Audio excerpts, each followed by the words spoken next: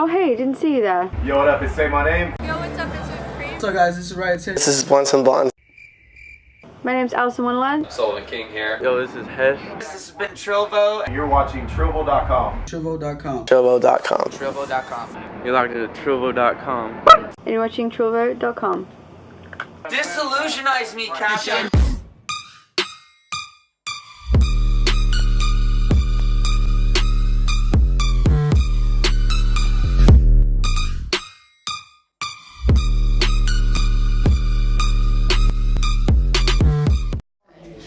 What's good, y'all? I am Rachel for TRILLVO, and we are out here today at Dancefestopia with Kompany. What's good? What's going on, guys?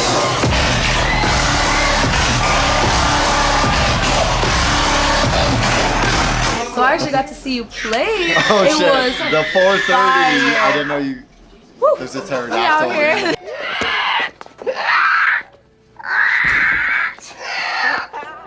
Dude, what is that? Is that a pterodactyl? There's a whole ass dinosaur over here.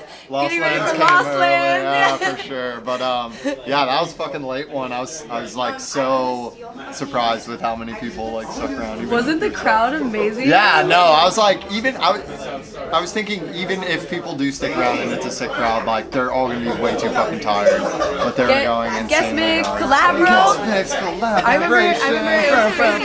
It was crazy because when I saw all of y'all play, obviously I saw everybody play before you, and I was just sitting there thinking like, man, he has a lot to like come, like after all these sets, like he has a lot to follow up with. And then I saw you play and I was like, oh my god, like. Yeah. Shout out Ray Volpe. Yeah, shout out Ray Volpe. My fucking twin. He's about to kill it tonight. Yeah, he's about to kill it tonight. But yeah, it was crazy like hearing them all throw down. It was like a lot of it was fucking almost like borderline intimidating hearing Fire. them, the Yuki boys just kill it every time. Like it was stupid. ATLians, like all the boys are just throwing down. So and then to see you come in and just like throw, we actually heard people after this set be like, did you guys see Kompany? Like, that's awesome. So fire, yeah. Yeah, that's the coolest thing about where everyone's kind of at in the bass music scene, as far as like the lineup that day and tonight, is that everyone kind of has their own little flavor to their sets, which makes it like flow a lot better. Yeah. So I like to think that helped mine stand out a little more. Absolutely, it did stand out. Cool. I was just thinking too, like, man, I would feel kind of weird coming after all this, like, and then Yeah. it just completely blew my mind. Yeah, you gotta come correct with your own, like, I played like 23 or 24 of my own original tracks in that set. Like, I normally don't play that much of my own stuff, That's but so I'm like, fire that you're able to do that. yeah, I'm playing after so many people, I'm like, I gotta play like my stuff. You know? That's so fire. Yeah. Alright, so let's talk about your early years and like, growing up. So where exactly are you from? I've, like most of my life, I've grown up in Southern California.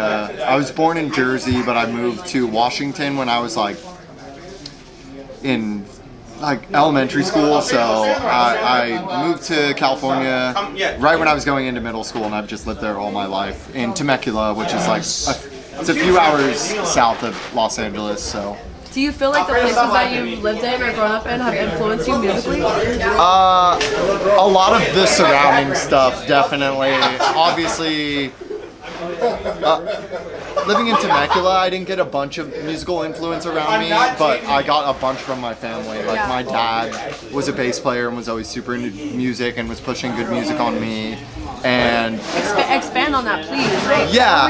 Well, I was a drummer myself, and my dad was a bass player, and he like paid to give me drum lessons, and like the drum lessons didn't really hit for me. Like something about the class like aspect of having to go weekly just didn't really hit. But once I started, stifling my creativity, once I started teaching myself, I got super into it. And my sister was always my older sister, because I'm older and a younger sister. And my older sister was always super into underground, like really cool. I always thought it was like the coolest music. So she got me into your family influence. Yeah. She got me into like Dead Mouse and really underground stuff. Like 2009, 2008 is when I started to get really super into electronic music and underground stuff. So to expand on that, so what do you feel like was a turning point for you in electronic music, where you first heard a show or went to a show where you're like, I really want to do this? It was definitely Hard Summer 2000. I was saying it was Hard Summer 2010 for a while, but it was actually 2011. It was the first time I saw Skrillex play, and I was a like diehard Skrillex fan. I would play his music like whoever was riding in my car. It would be the only thing I would play. I was just putting him on to everyone, like to an like at an annoying point. No, Skrillex. Like, yeah, everyone. I feel like people hated me for do you know how that. many interviews I've done where I ask that question and they say Skrillex? It's crazy though. I mean, he was like breaking the ground in a way that no one's ever managed to do as far as like bass music goes. And the first time I saw him was Hard Summer 2011, and I saw other acts like Noisia and Nero, just a bunch of sick people I really fucked with, and it's got like insane chills, and like I was like completely stone cold sober, like yeah. I think it was 18, 19 years old or something. And so you hear all this, and you're feeling mad inspired. When do you actually decide I want to do this? Well, shortly after I got virtual DJ and was just clicking around in my room, I think I torrented like a Boys Noise album and was just mixing these same tracks over and over again until I learned how to DJ, and eventually got a little $180 mixer from Guitar Center. And it was me and my best friend Nate learned to DJ together, and we were in a duo called Misery and Kompany. Oh, yeah. Oh, okay. Yeah. So we like learned how to DJ together. So I don't have to ask you the basic Yeah, questions. exactly. It always comes in. Yeah. But we did a lot of local shows at Yost Theater. It's kind of where we got our foot in, and I hear Yost thrown around a lot. it's great. It was awesome. It's like best crowd ever. Really good energy. Really good people running it. So we got some local gigs there, pay to play stuff. Bring in some people, and we'll let you play the upstairs room.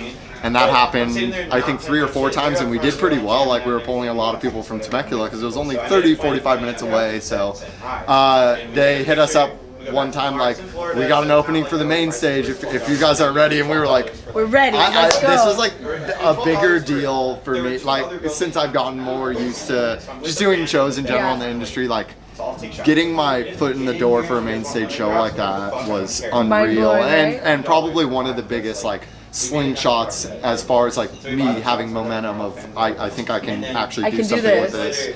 And I was thinking, if I want to really take this anywhere outside of local shows, I need a reason for people to come see me, like in the East Coast. Yeah, I have to like have content. So fast forward, you're here now where you're at, and you, like you said earlier, you played like 24 of your own tracks in your set. So you have a big discography. Yeah. I write relatively fast, or a lot of people say I write crazy fast, but it comes in waves. So, but yeah, exactly. So what gets you inspired to write or to make music? Do you just like sit down like I'm gonna make a song, or are you out somewhere and you're like, yo, I hear this melody, like I'm gonna put it. It can be that simple. There's also like 80 different approaches to this, and the thing about writer's block is it's ever evolving. I can like I feel like I have it cornered and it figured out to where I have this unbreakable formula to write bangers, and then 2 weeks later I'm like, I'm trash, I don't deserve like this, I'll never write again. I'm just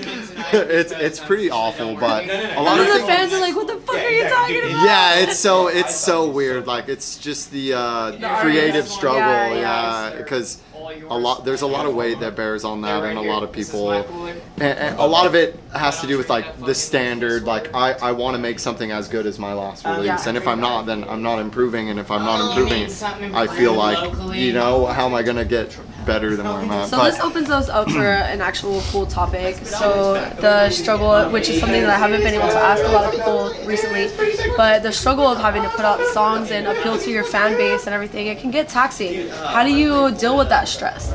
I mean, it's never been a huge weight for me, like, because I've always kind of just followed this this sound of mine. It's not like I necessarily have my own genre or anything, but I just kind of like write things in my style, and they seem to have been working, so I kind of just trust my instincts as much as I can. I try not to get like too freaked out about judgment, because I've never really gotten a shitload of like pushback from people, like, yeah, exactly. But obviously I had a big era of production where I was writing Where would you go? music that was like cool for producers, but not necessarily like super danceable. Like a lot of DJs weren't playing my stuff. It was mainly I feel just like as long as you're making art that you fuck with, like your fans will follow suit. yeah, exactly, which is kind of the approach I took. But once I took a step back and made my stuff like a bit more absorbable was when I started to get a lot better reactions, which is kind of like right around the new Rain EP I just did with Never Say Die is when I started stepping back and was like, okay, like Bad Clot stuff, Trampa stuff, like all this stuff is really absorbable and like every DJ's playing it. It's like I feel like I found a good middle ground of crazy sounds. Yeah, I know, and that's why I'm glad it's like this most recent EP I did with Never Say Die. I've never had something be more supportive. Like, yeah, it's great, and like that kind of play out and stuff is more important than you would think. Like you can have a bunch of people fucking with you, but once Excision and all the festival headliners are playing your stuff out, it's like you're getting in front of a huge audience, and and everyone's taking Snapchat. A whole new fan base that maybe I've never heard of you before too. Yeah, it's fire. Yeah, exactly. Yeah. Okay, so we just got 2 more questions to wrap it up, right? You've been playing a lot of shows out. What has been a show that you played where you were like, yo, this is like, I'm doing this, you know, like, where you were like set in the crowd and it took you back, like, yo, I'm out here, you know? I think there's like, someone's playing over there, it's hilarious, but there was a lot of funny shit going on. No, but Add a sub bass under? No. But that's the thing. So this is a new subgenre of trap. It's all made out of doggy toys. But there's one show that's I'll never forget. The most important like moment of my life, and it was I played the Tacoma Dome in Seattle with Tynan. Actually, he's playing tonight. It was a back-to-back, and shout out Tynan. Yeah, Tynan's the shit. Great dude, and we're on the. Sorry, they're playing some hilarious shit. I can't stop laughing. What is that? It's fucking. But we play.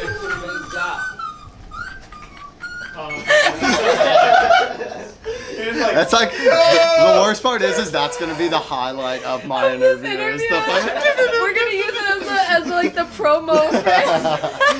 Oh, but back to the show. It was actually my parents' first time seeing me play, and they flew out because we have, like I said, we had kind of grew up a little bit in Seattle, so we have family out there. So my aunt and my mom and my dad came, and my dad had taken me to that same venue for monster truck rallies and WrestleMania when I was a kid, and they got to see me play, and it was like this sea of people, and I come off stage and my mom's like crying, and it was like they never like really fully got to see it was like I get crazy. Oh my god, my eyes are watering a little bit. Yeah, just like picturing it. It was insane, yeah, because they've always been insanely supportive. My dad is the one who actually gave me that push when I was having this huge crisis, and he was like, because I was gonna get a job with him or I was gonna go to Icon and shell out a bunch of money, and he was like, pretty much sat me down and was like, if this doesn't work, you're young enough, you can do whatever you want still, like take this risk, you want to do it. You'll regret it do forever. And I did it, and it's like like hands down the best thing I've ever done. You know what I'm saying? So We stoked. out here. Alright, final question. Totally now it's less serious. Like it's a thinker though. Yeah, right? I'm ready. Oh, Alright. okay. So if you could go to dinner with 3 people, dead or alive, real or fictional, who would they be? Whoa. I know. That's like so Whoa. much. Do I?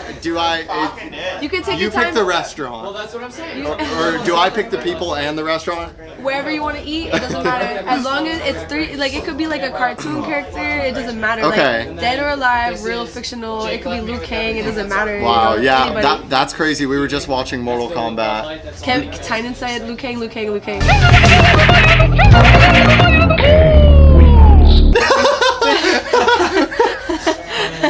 God damn it. Oh my god. Midnight Teas was Frank Sinatra. Man, I can't remember who else he chose, but he picked some good. I think it was like Elon Musk. I was just gonna say Elon Musk, and now I have so to change fire. it, but I don't know why I was thinking that, but Because there's If that's what you there's wanna like eat with, bro, that's what you there's wanna like eat with. 800 people running through my mind right now, and I don't know who to give left billing to. Just know that we can edit, like, drive. Yeah, no, it's on it, cool. Yeah, I definitely need a second because I need it to be the Jeopardy music. Alex Trebek. No, I'm just kidding. But Oh my god. I'm trying to think of just who really blows my mind. Inspires you. Okay, so one would be this guy Jiddu Krishnamurti, who's that? like wrote this insane book about like I don't know. It's like some really woke shit. I love woke shit. It's something I read, and I just feel like picking his brain would be fucking crazy. I don't know, Fred Flintstone. Fire. Huh? Fire. Back on for the encore. Who? You started what's up, dog? Pinecone, yeah, 100%. My boy Pinecone, who has the meanest Babatunde face in the game, but Those are the 3 people. yeah, the squad. We'd get some Korean barbecue and just fuck it up and just chop the shit. Well, man, Kyle, we really appreciate you taking the time Yeah, of course, that out. was Check out great. my muddy shoes. We out here, I was you know? muddy too. My We out muddy here, gang, Yeezys. Thank you so much, Yeah, of man. course, that I was feel like great. this is a dope interview. I feel like the fans are gonna love it. Yeah, Thank you for taking sick, your time. awesome. I Yeah. appreciate it.